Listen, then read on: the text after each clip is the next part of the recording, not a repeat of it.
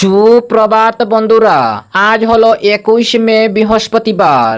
আজকের সকালের বরাক উপত্যকার শ্রীভূমি, করিমগঞ্জ, শিলচর, হাইলাকান্দি সহ আসামের বিশেষ বিশেষ খবরগুলি হলো: অসমের নতুন সরকারের আজ থেকে শুরু হবে আসাম বিধানসভার প্রথম অধিবেশন। আজ বিধায়করা শপথ গ্রহণ করবেন। অসম বিধানসভার অধ্যক্ষ পদের জন্য বিজেপির রঞ্জিত কুমার দাসের মনোনয়ন দাখিল। বিস্তারিত থাকবে প্রতিবেদনে।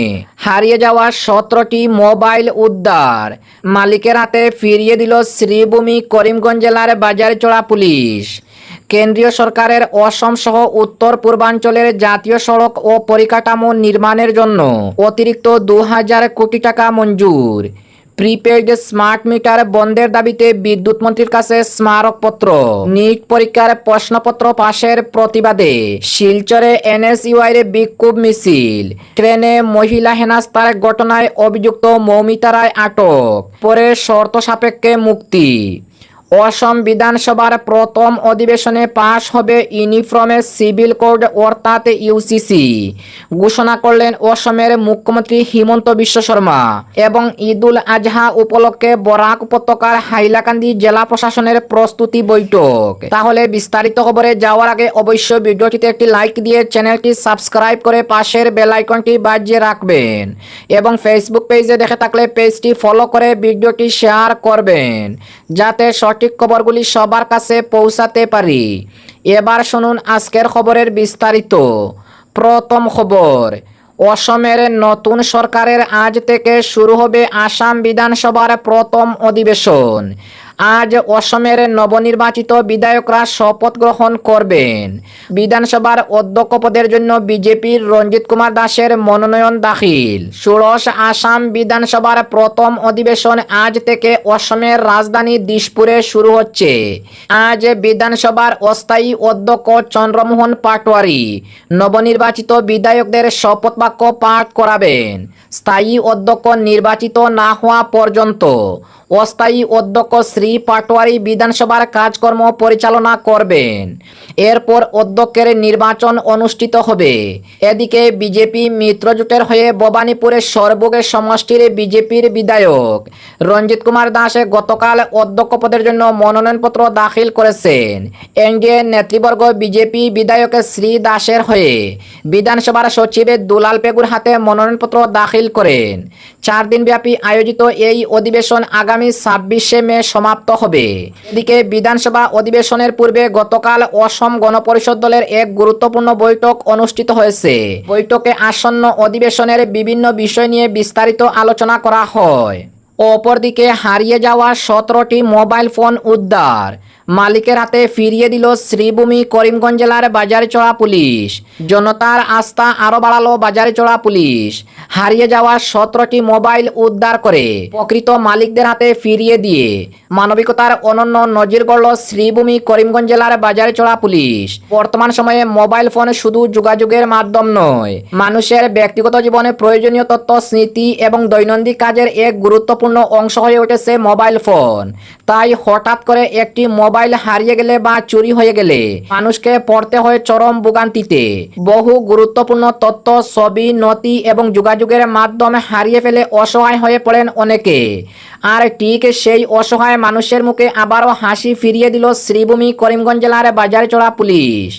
দীর্ঘ তদন্ত, আধুনিক প্রযুক্তির ব্যবহার এবং ধারাবাহিক অভিযানের মাধ্যমে হারিয়ে যাওয়া ও বিভিন্ন সময়ে চুরি হওয়া মোট 17টি মোবাইল ফোন উদ্ধার করতে সক্ষম হয়েছে বাজারচড়া থানার পুলিশ।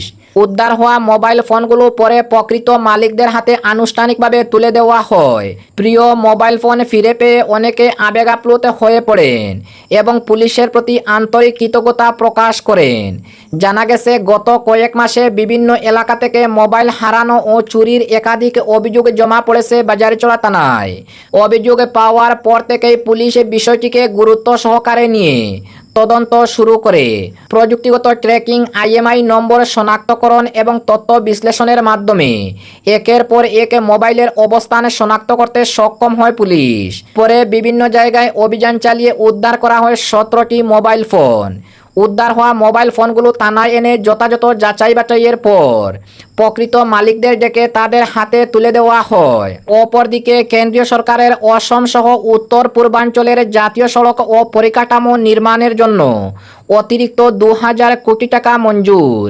কেন্দ্রীয় সরকারের 2026-2027 অর্থ বছরে আসাম সহ উত্তর পূর্বাঞ্চলের জাতীয় সড়ক ও পরিকাঠামো নির্মাণের জন্য অতিরিক্ত 2000 কোটি টাকা মঞ্জুর করেছে। এর সঙ্গে সঙ্গে অঞ্চলটিতে জাতীয় সড়ক খাতে মঞ্জুর করা অর্থ 3500 কোটিতে বৃদ্ধি পেয়েছে।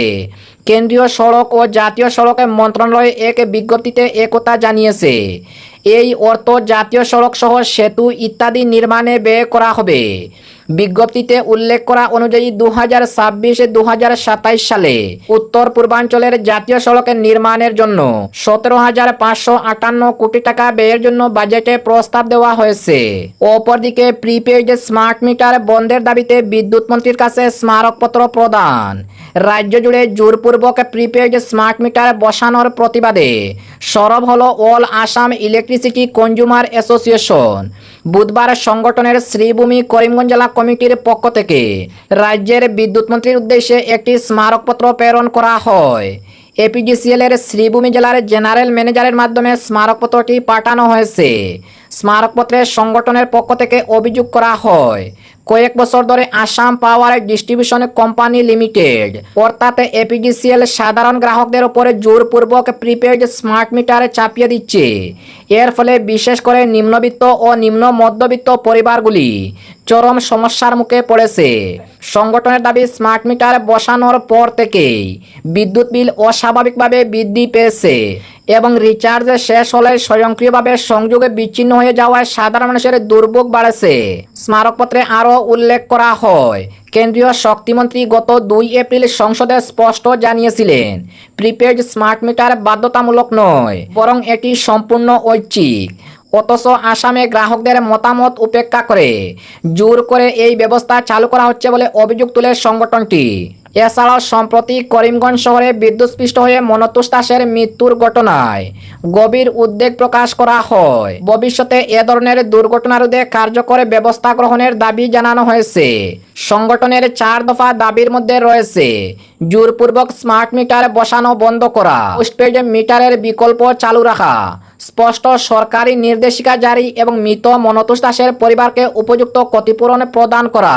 স্মারকপত্র প্রদান কর্মসূচিতে উপস্থিত ছিলেন জেলা সভাপতি সুনীতি রঞ্জন দত্ত, জেলা সম্পাদক সুজিত কুমার পাল, প্রীতিজিৎ দেব, দেবব্রত শুক্ল, গোপাল চন্দ্র পাল সহ অন্যান্য সদস্যরা।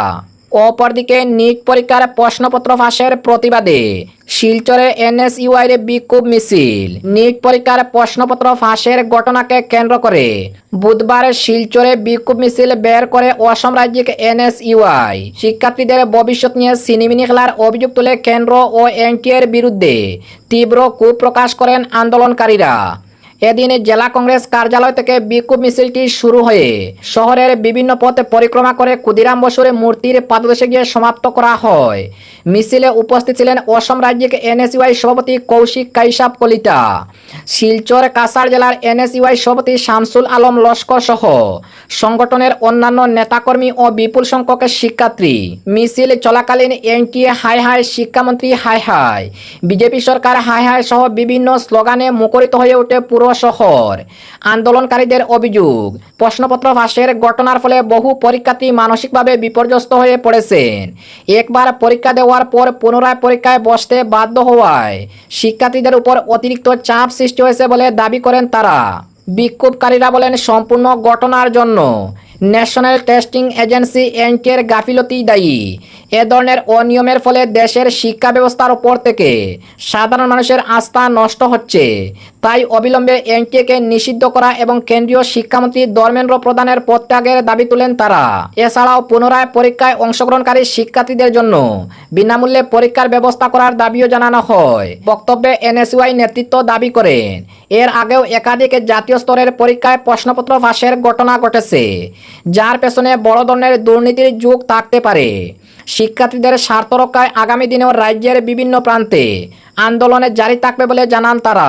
অপরদিকে ট্রেনে মহিলা হেনস্থার ঘটনায় অভিযুক্ত মৌমিতা রায় আটক। পরে শর্ত সাপেক্ষে মুক্তি। শিলচর গৌহাটিগামী ট্রেনে এক মহিলাকে হেনস্থার অভিযোগে অবশেষে পুলিশের জালে ধরা পড়ল মৌমিতা রায় মৌ নামে এক মহিলা। ঘটনার জেরে ইতিমধ্যেই একাধিক মামলা দায়ের করা হয়েছিল অভিযুক্তের বিরুদ্ধে। বুধবার বদরপুর রেলওয়ে পুলিশ স্টেশনে ভুক্তভোগী শামসাদ বেগম চৌধুরীর নিকটাত্মীয় সালাহউদ্দিন চৌধুরী লিখিত অভিযোগ দায়ের করার পর পুলিশ মৌমিতা রায়কে আটক করে জিজ্ঞাসাবাদ চালায়। জানা গেছে, দীর্ঘ কয়েক ঘন্টা জেরা করার পর বৃহস্পতিবার সকালে পুনরায় থানায় হাজিরা দেওয়ার শর্তে অভিযুক্তকে ছেড়ে দেওয়া হয়েছে।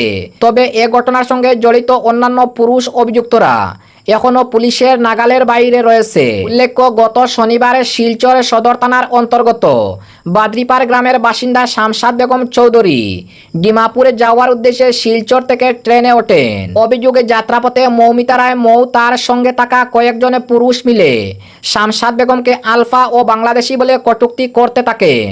শুধু তাই নয়, তার ব্যাগ তল্লাশি করা হয়। এছাড়াও অপমানজনক মন্তব্য করা হয় বলে অভিযোগ। ভুক্তভোগীর দাবি, দীর্ঘ সময় ধরে তাকে মানসিকভাবে হেনস্থা করা হয়। অভিযুক্তরা সেই ঘটনার ভিডিও ধারণ করে পরে সামাজিক মাধ্যমে পোস্ট করে দেয়। ভিডিওটি ভাইরাল হতেই বিভিন্ন মহলে তীব্র প্রতিক্রিয়ার সৃষ্টি হয়। জাতি, ধর্ম, বর্ণ নির্বিশেষে বহু মানুষ এ ঘটনার নিন্দা জানিয়ে অভিযুক্তদের বিরুদ্ধে কঠোর আইনি ব্যবস্থার দাবি তোলেন। এদিকে মূল অভিযুক্ত মহিলা আটক করা হলেও তার সঙ্গে থাকা অন্যান্য পুরুষদের দ্রুত গ্রেফতারের দাবিতে চাপ বাড়ছে। পুলিশের পক্ষ থেকে ঘটনার তদন্ত অব্যাহত রয়েছে বলে জানা গেছে। অপরদিকে অসম বিধানসভার প্রথম অধিবেশনে পাশ হবে ইউনিফর্ম সিভিল কোড অর্থাৎ ইউসিসি ঘোষণা অসমের মুখ্যমন্ত্রী হিমন্ত বিশ্ব শর্মার। আজ বৃহস্পতিবার ষোড়শ অসম বিধানসভার প্রথম অধিবেশনে পাশ হবে অভিন্ন দেওয়ানি বিধি বা ইউনিফর্ম সিভিল কোড ইউসিসি, বললেন অসমের মুখ্যমন্ত্রী হিমন্ত বিশ্ব শর্মা দ্বিতীয় মেয়াদে শপথ গ্রহণের পর। আজ রাজ্যের অসম বিধানসভার প্রথম অধিবেশনের দিন এবং আজকের শেষ খবরটি, ঈদ উল আজহা উপলক্ষে বরাক উপত্যকার হাইলাকান্দিতে জেলা প্রশাসনের প্রস্তুতি বৈঠক। আসন্ন ঈদ উল আজহা উৎসব সুষ্ঠু, শান্তিপূর্ণ ও নির্বিঘ্নভাবে সম্পন্ন করার লক্ষ্যে বরাক উপত্যকার হাইলাকান্দি জেলা প্রশাসনের উদ্যোগে এক উচ্চ পর্যায়ের প্রস্তুতি বৈঠক অনুষ্ঠিত হয়েছে। জেলা আয়ুক্তের সভাকক্ষে আয়োজিত বৈঠকে পৌরোহিত্য করেন জেলা কমিশনার অভিষেক জৈন। বৈঠকে উৎসব চলাকালীন জেলায় সাম্প্রদায়িক সম্প্রীতি বজায় রাখা, আইন শৃঙ্খলা বজায় রাখা এবং সাধারণ মানুষের নিরাপত্তা নিশ্চিত করার বিষয়ে বিশেষ গুরুত্ব আরোপ করা হয়। প্রশাসনের পক্ষ থেকে জানানো হয়েছে, ঈদ উপলক্ষে জেলার বিভিন্ন গুরুত্বপূর্ণ মসজিদ ও ঈদগাহ সংলগ্ন এলাকায় পরিষ্কার পরিচ্ছন্নতা নিশ্চিত করতে পুর কর্তৃপক্ষকে ব্যাপক সাফাই অভিযান পরিচালনার নির্দেশ দেওয়া হয়েছে। এছাড়া ঈদের দিন বাজার, ধর্মীয় স্থান ও জনবহুল এলাকাগুলির আশেপাশে যানজট এড়াতে ট্রাফিক পুলিশকে প্রয়োজনীয় ব্যবস্থা গ্রহণের নির্দেশ দেওয়া হয়। যান চলাচলে স্বাভাবিক রাখা এবং পথচারীদের নিরাপত্তা নিশ্চিত করতে প্রশাসন তৎপর থাকবে বলে বৈঠকে জানানো হয়েছে।